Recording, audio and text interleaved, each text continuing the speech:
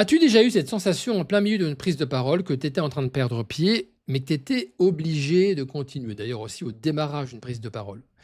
Comme si tu n'avais pas le droit de t'arrêter, comme si le monde allait s'écrouler si tu faisais une pause ou un silence. Alors moi, je l'ai vécu des dizaines de fois dans le passé. Et aujourd'hui, j'avais envie de te parler d'un truc tout simple, presque basique d'ailleurs, mais qui peut changer radicalement ton rapport à la prise de parole. Je l'appelle la bande d'arrêt d'urgence. Alors, tu as compris la métaphore avec la voiture.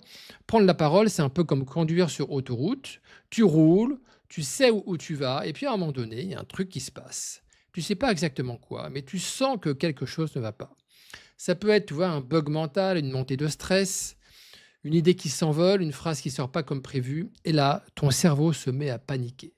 Tu veux continuer, mais à l'intérieur de toi, c'est flou, c'est instable. Tu sens que tu es en train de décrocher, comme s'il n'y avait pas de solution visible à ce moment-là. Et qu'est-ce qui se passe? Tu fais comme tout le monde, là, tu te forces dans ce cas-là, tu traces, tu continues, tu as envie d'en finir. Ce que j'ai compris, en fait, c'est qu'à ce moment-là, on a une image inconsciente qui surgit.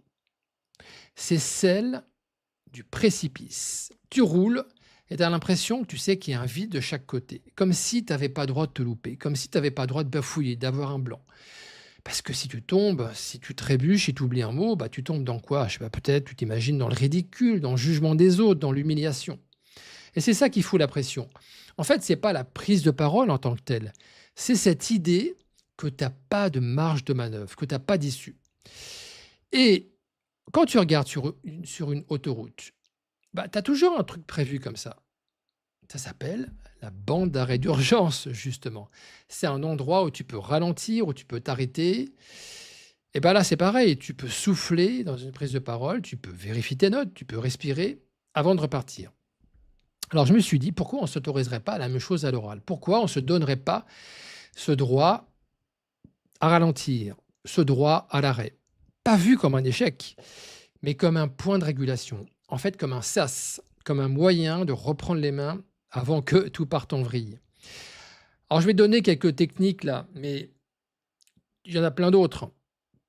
Quand tu dérapes à l'oral, tu peux faire des silences, toi, tu peux respirer, tu peux reprendre un point d'ancrage, te recentrer. Tu n'as pas besoin de meubler. Le silence, ça peut être extrêmement puissant. Puis en plus, ça permet aux autres personnes qui t'écoutent de comprendre ce que tu viens de dire avant.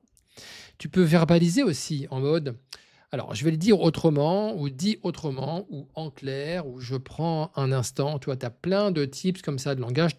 T'entends d'ailleurs souvent des personnes qui font ça. Parfois d'ailleurs, nommer les choses suffit à reprendre un peu le contrôle.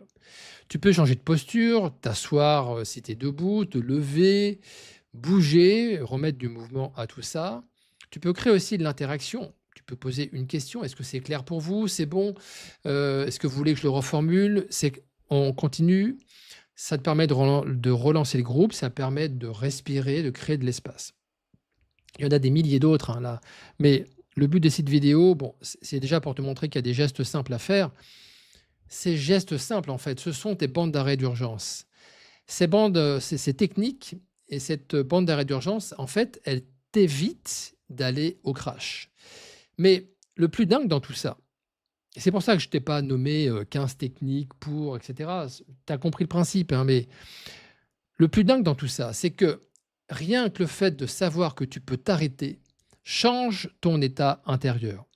Tu es plus sur une route coincée entre deux falaises ou avec deux précipices de chaque côté. Tu es plus en train de te dire, si je me loupe, ça y est, c'est foutu. Parce que ton cerveau, il anticipe ça, en fait. Ça crée de l'angoisse. Tu sais que tu peux t'arrêter à tout moment. Tu sais que tu peux t'arrêter pour interagir, pour respirer, pour reprendre. Et rien que ça, crois-moi, ça calme, ça relâche la pression. Et souvent, ça suffit à ne pas en avoir besoin. Ça suffit à ne pas avoir besoin de le faire. Parce que tu sais que tu as une marge de manœuvre. Alors moi, je suis un peu sidéré parce que personne n'en parle. Et tu veux savoir pourquoi personne n'en parle? Parce que, en fait, on est formaté depuis l'école, le boulot nous formate aussi à ça. On est formaté pour tenir bon, tu vois, pour serrer les dents. Tous les modèles nous disent, voilà, faut assurer, il faut performer, il faut pas bégayer, il faut aller jusqu'au bout, c'est dans ta fonction, c'est dans ta mission. Mais Vouloir assurer à tout prix, c'est le meilleur moyen de se prendre les pieds dans le tapis. C'est le meilleur moyen de te perdre. Moi, ce que je te dis là dans cette vidéo aujourd'hui, c'est l'inverse. Tu peux t'arrêter, tu dois t'arrêter même si tu sens que tu perds pied. Tu peux ralentir, tu en as le droit, et c'est même une vraie force. Parce que quand tu intègres cette bande d'arrêt d'urgence, ta parole, ta prise de parole, elle prend une autre dimension, elle change de nature. Tu n'es pas là pour survivre à l'exercice. Tu es là, justement. C'est une opportunité de te reconnecter, pour reprendre la main. Parce que dans ce cas-là, tu vas reprendre la parole depuis un autre endroit. Pas l'endroit où tu voudrais être, l'endroit où tu es. Ça te rend dans ce cas-là beaucoup plus vivant, beaucoup moins mécanique, beaucoup plus authentique, beaucoup plus vrai. Là, voilà, on arrive à la fin de cette vidéo. La prochaine fois que tu t'apprends à prendre la parole et que tu sens même avant que ça monte, que tu peux flancher et que tu peux perdre pied, rappelle-toi que tu as cette bande d'arrêt d'urgence, elle est là pour t'y arrêter, pour respirer, repartir de façon beaucoup plus claire, beaucoup plus ancrée.